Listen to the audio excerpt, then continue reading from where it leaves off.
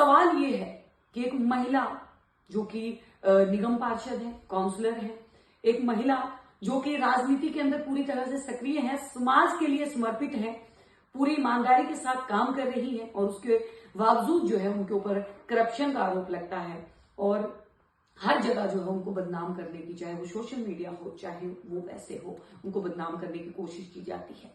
उस दौरान उनके परिवार के ऊपर क्या बीतती है, उस दौरान उनके उस संघर्ष भरे उस टाइम पीरियड्स में उनके साथ क्या क्या हुआ, उसी के बारे में तमाम चर्चा करेंगे। प्रीति अग्रवाल जी हमारे साथ हैं।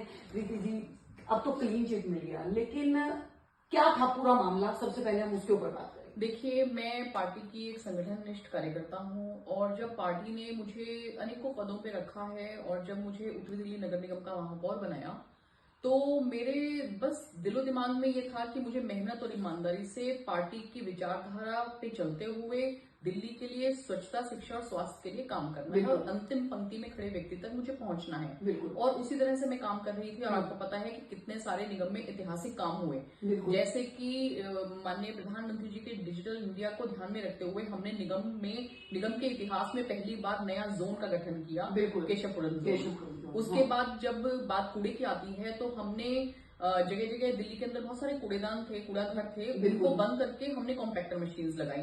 दिल्ली के अंदर सफाई कर्मचारियों का ध्यान रखते हुए हमने मैकेनिकल स्वीपिंग दिल्ली के अंदर शुरू की, जिसमें हमें केंद्र सरकार से पैसा मिला और उससे मशीनें लेके मैकेनिकल स्वीपिंग शुरू हुई। उसके बाद हमने कूड़े के लैंडफिल साइट के ऊपर हमने ट्रॉमल मशीन्स लगाई, दिल्ली को एलईडी लाइट्स दी। इस तरह के बहुत सारे काम हो रहे थे, चल रहे थे। तो तभी एक दिन ऐसा हुआ कि जब मैं सुबह उठी, मैंने देखा सारे अखबारों में खबर है कि प्रीति अग्रवाल ने इस तरह से भ्रष्टाचार किया। पर मैं बहुत कॉन्फिडेंट थी, मैं बिल्कुल, क्योंकि मुझे पता था कि मैंने पूरा मेहनत और ईमानदारी से काम किया है, तो लगाता रहे कोई भी एलिगेशन, मतलब पूरा मुझे कॉन्फिडेंस था। लेकिन जैसे जैसे समय बीतता गया, हर न्यूज़पेपर में, हर टीवी पे, यहाँ तक कि दिल्ली की दीवारों पे आम आदमी पार्टी ने पोस्टर्स चिपकवाए जिसपे मेरी फोटो लगा के लिखा हुआ था भ्रष्टाचारी। अब जब वो पोस्टर्स देखे, वो इतने गंदे पोस्टर्स थे कि उस पोस्टर को देख के मेरी आत्मा मतलब ने मुझे झंझोड़ दिया कि क्या यही सब पॉलिटिक्स में यही सब कुछ है। लेकिन मैंने कभी भी अपना आत्मविश्वास नहीं खोया, हिम्मत नहीं खोई। मुझे सिर्फ एक चीज याद रहती थी कि मेहनत और ईमानदारी में अपनी ताकत होती है और इसकी जांच होनी चाहिए। जांच होने के बाद पता लगेगा, दूध का दूध और पानी का पानी हो जाएगा। हाउस में भी बहुत इन लोगों ने, आम आदमी पार्टी ने और कांग्रेस ने बड़ा शोर मचाया। यहाँ तक कि मेरे जो मेयर हाउस मिलता है मेयर को, उस पे धरना प्रदर्शन किया गया। जब उनको पता लगा मैं वहां नहीं रहती हूँ तो मेरे यहाँ रोहिणी वाले घर पे धरना प्रदर्शन किया गया, पथराव किए गए। बहुत सारे व्हाट्सएप ग्रुप्स पे, सोशल मीडिया पे, हर तरह से उन लोगों ने मुझे डिफेम करने की कोशिश की, लेकिन फिर भी मैं घबराई नहीं। लेकिन मॉरल डाउन तो उस दौरान जो है वो हुआ होगा प्रीति, बहुत परिवार भी है और परिवार का माहौल उस वक्त कैसा हो गया, मतलब कहीं ना कहीं अपने मन के अंदर ये बात आई कि मैं राजनीति में क्यों आई। देखिए, एक बार आई मेरे माइंड में, मैं बहुत बोल्डली खड़ी थी। मेरे बच्चों के व्हाट्सएप ग्रुप्स पे उनके बच्चों को पर्सनल मैसेजेस भी अननोन नंबर से आते थे कि ऐसे ऐसे तुम्हारी मम्मी ने ये सब किया।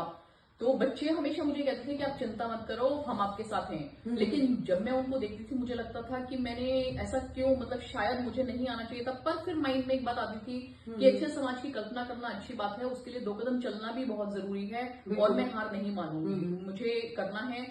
सिर्फ मेरे सामने एग्जाम्पल ये आता था कि जब प्रधानमंत्री जी इतना सब कुछ कर रहे हैं देश के लिए तो हमें भी करना है। बस जब भी मेरा मोरल डाउन होता था तो मेरे दिमाग में ये बात आती थी और मैं वापस से खड़ी होकर फिर वापस से काम पे लग जाती थी। लेकिन आप ये सोचिए कि इतना मुश्किल था वो दौर मेरे लिए, क्योंकि मतलब लोगों को फेस करना, क्योंकि हर व्यक्ति के मुंह पे दबी जबान में यही होता था कि इतना क्या, आपने इतना सब कुछ कर दिया, पार्टी ने आपको इतनी बड़ी जगह दी।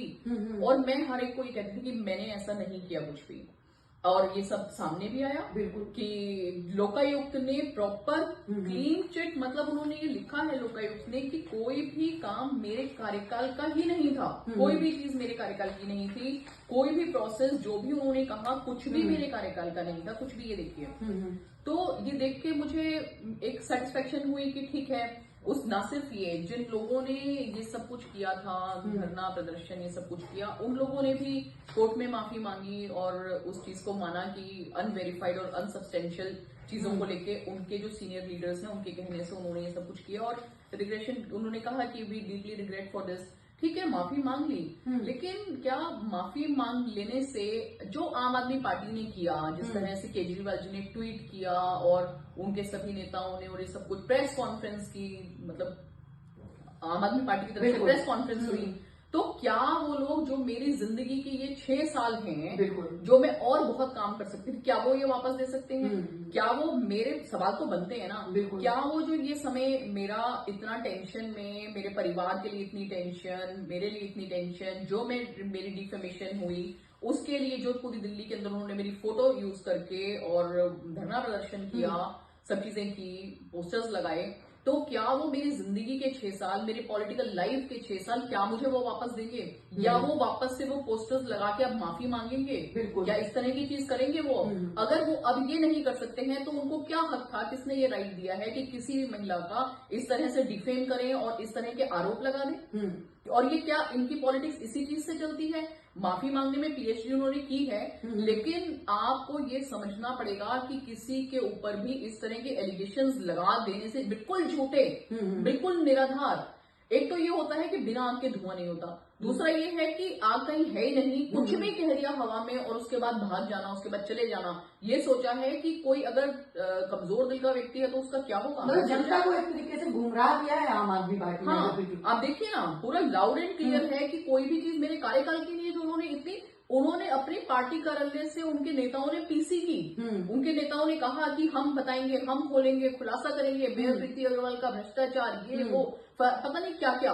तो आप ये सोचिए ना कि बिना किसी बात के, बिना कोई भी तथ्य के आधार, कोई तो तथ्य होना चाहिए, लेकिन बिना किसी चीज के इस तरह के एलिगेशंस लगा देना, क्या ये उचित है? और अब वो क्या करेंगे? अब क्या वो पोस्टर्स लगाएंगे वापस से उसी मेरी फोटो पे जिस पर उन्होंने भ्रष्टाचारी लिखा था, उसी पे लाल रंग से वापस लिखेंगे कि हम माफी चाहते हैं? नहीं तो इस मेरे समय को, मेरी जिंदगी के इस समय को कैसे कंपनसेट करेंगे वो? बिल्कुल। प्रीति जी, सवाल ये भी है कि जिस वक्त ये दौर था, जिस वक्त ये आरोप आपके ऊपर लगाए गए कि भ्रष्टाचार के, उस वक्त आपकी पार्टी का कितना साथ जो है वो आपके साथ रहा? ये मेरी पार्टी ने बिल्कुल साथ दिया था मेरा, हमेशा मुझे संगठन ने यही कहा कि हम साथ खड़े हैं, लेकिन क्योंकि मामला सब कोर्ट में चल रहा था और वो था, पूरा साथ था, मतलब मैं इस बात को नहीं वो करूंगी, पार्टी मेरे साथ थी। कल भी जैसे ही ये सब कुछ आया है तो भी पार्टी साथ थी और पार्टी ने तभी तुरंत पीसी भी की, प्रेस रिलीज भी की और प्रेस कॉन्फ्रेंस भी की और उसको सब किया है, सब लोग मेरे साथ थे। साफ तौर पे अगर बात की जाए तो अभी भी मौजूदा जो मेयर हैं आम आदमी पार्टी की हैं, और क्योंकि एक पूर्व मेयर के ऊपर जिस तरीके के आरोप लगाए उस वक्त, तो कहीं ना कहीं आम आदमी पार्टी का भी इस वक्त फर्ज बनता है क्योंकि मेयर ही आपके सार्वजनिक तौर पे आपसे जो वो माफी मांगे। हाँ, मैं कहती हूँ कि आप देखिए ना कि अब वो क्या काम कर रही हैं। कल जब पीसी हो रही थी तो मैं वहीं पे सिविक सेंटर थी। बजट जो है, इतिहास में कभी ऐसा नहीं हुआ कि बिना पढ़े बजट को ऐसे पास कर दिया जाए जहाँ पे अधिकारी भी नहीं है। पिछले दिनों पहले तो उन्होंने, शुरू से चलते हैं, पहले उन्होंने मेयर का गठन नहीं, मेयर बनने नहीं दिया, निगम का आज तक भी गठन नहीं हुआ, स्टैंडिंग कमेटी बनी नहीं, आपके जोन चेयरमैन बने नहीं, किसी भी तरह का। मुझे याद है पहले भी उन्होंने प्रेस कॉन्फ्रेंस करके कहा कि निगम के अधिकारियों ने बजट पास कर दिया, बिल्कुल झूठा, कोई बजट तब तक पास नहीं हुआ था। उन्होंने टोटली झूठ बोला कि बजट पास हो गया, जबकि बजट अधिकारियों ने पेश किया था। तो आम आदमी पार्टी की कार्यशैली ही यही है, उनकी कार्यशैली यही है कि कुछ भी बोलो, जो मर्जी बोलो और उसके बाद भाग जाओ, उसके बाद माफी मांगते रहेंगे, माफी मांग के पीछे छुड़वा लेंगे। मतलब ये भी बोला जाता है कि कर्मा रिटर्न्स, अगर जिस तरीके से अभी ईडी का